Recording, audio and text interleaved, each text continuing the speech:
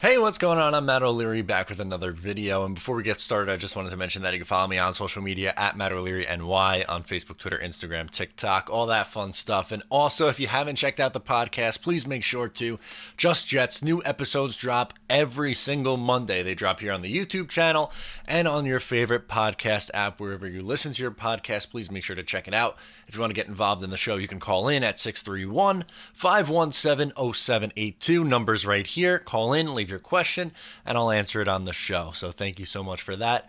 And now let's get into today's video, which is going to be the plan, or at least my plan, for what the Jets should do in free agency. So as of this second, the Jets have $49.4 million in cap space. Now, that's an okay amount. It's about middle of the pack, but the Jets could make that a lot higher. And by doing that, they would have to cut some people. So I'm going to give you first the people that I would cut and then who I would sign in free agency and so on and so forth. So Jermaine Johnson, if you cut him, saves $3 million against the cap. Makes a ton of sense. He was atrocious last year. In his 2 years with the New York Jets, he's been an utter disaster. He's due a ton of money, and keeping him on the roster just seems like a mistake. Move on from him, cut your losses, old regime, keep it moving. Then Quincy Enunwa, if you cut him, saves $2.4 million. I love Quincy Enunwa's game. He just cannot stay healthy, unfortunately. After his second injury, I think it's time to go. Cut him, save the $2.4 million. Next up is Avery Williamson at $6.5 million.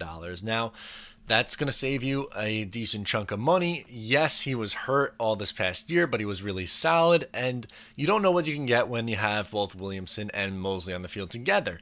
But I would argue positional value. You don't need two of the highest paid interior linebackers on your team. You don't. You're just going to have one of them, and C.J. Mosley seems like the most sense to keep.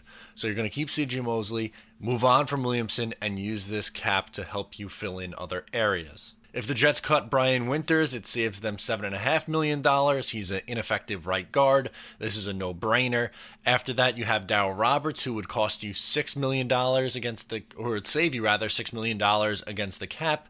He was ineffective. He is at best a fourth corner. He was supposed to be the Jets' second last year with how he was paid. And ultimately here, I think it just makes more sense to move on from him. So yeah, I'm cutting Darryl Roberts as well.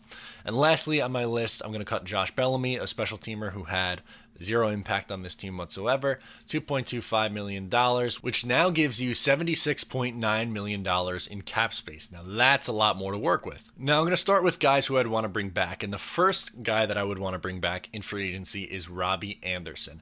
He is a unique talent in the sense that he is a deep threat who stays on the field and is healthy consistently.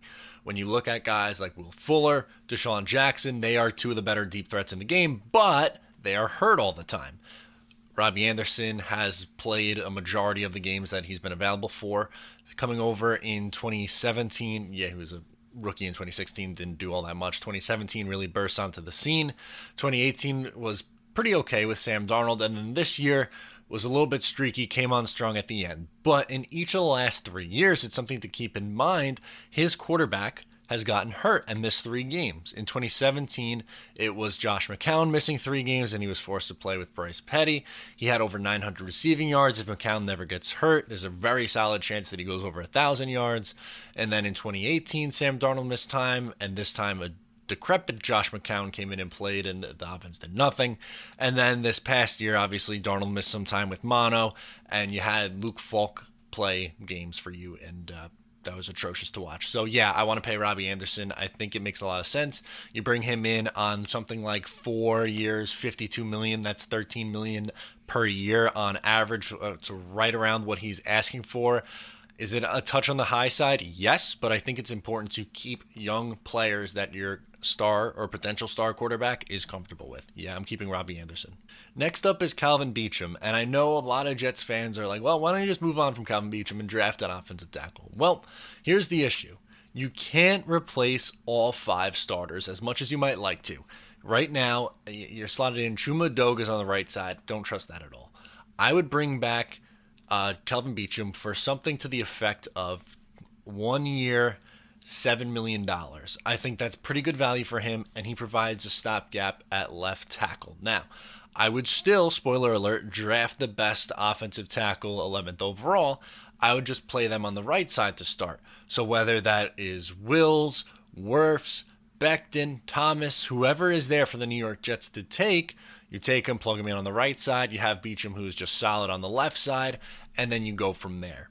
And Chuma Doga can develop as a backup because I just don't think he's ready to start in this league. So I'm bringing Beachum back as a safety net, as someone who's not the flashiest left tackle, but is pretty solid when healthy. Next up is Brian Poole, who was arguably Mike Maccagnan's best free agent signing in his tenure. He was a slot corner last year, and he was really solid coming over from Atlanta. I'd bring him back for 3 years, $24 million. That's $8 million per year to play in the slot. Slot prices for corners are going up, up, up, and I think it's worth it to keep a guy like Poole, who was definitely the best corner the Jets had last year, and I think it's important to bring him back. Slot corner is not an easy position to fill. We saw that with Buster Screen. He had one good year in 2015, then fell off a cliff. It's important to have at least 3 capable corners, and the slot corner is so important in today's game, and retaining Brian Poole is something the Jets have to do. Then I would go and re-sign Jordan Jenkins, who is your edge-setting outside linebacker. Yes, he usually finds his way to 6 to 8 sacks per year, but he's not someone who I think is going to ever reach double-digit sacks. He's almost like a Calvin Pace light, so I would bring him back something like 3 years, $21 million, $7 million a year. I think that's pretty fair value for a guy like Jordan Jenkins.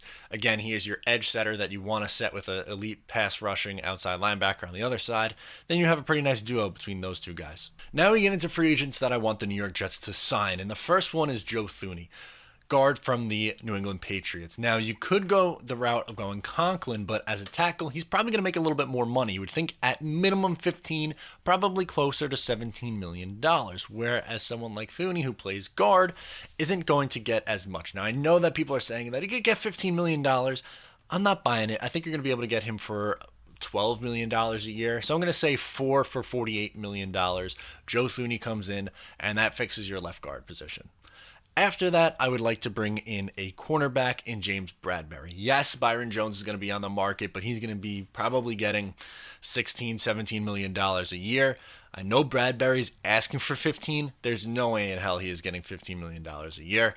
I would sign him for something like 4 years, $44 million to $11 million against the cap per year. I think that's pretty solid value for a player like James Bradberry, and that really helps shore up your cornerback position because, yeah, you got a lot out of guys like Arthur Mollett and the 6th-rounder Blesson Austin from last year, but Blesson Austin is definitely injury prone. You want to have some insurance there, and if he is your number 2 corner with Bradberry as your number 1, you're in pretty solid shape there. That leaves the Jets with approximately $18.9 million in cap space. It takes about $9 million for the New York Jets for where they're picking in order to sign their draft picks, roughly. So that's going to leave you with about $9 million in cap space when it's all said and done after the draft and everything like that. So if the New York Jets come away with signing the best guard and one of the best corners on the market, I think you got to be in pretty good shape. And if you're able to retain the guys that I said that you or should look to retain, and you head into this roster going into the draft, now you're looking in pretty good shape.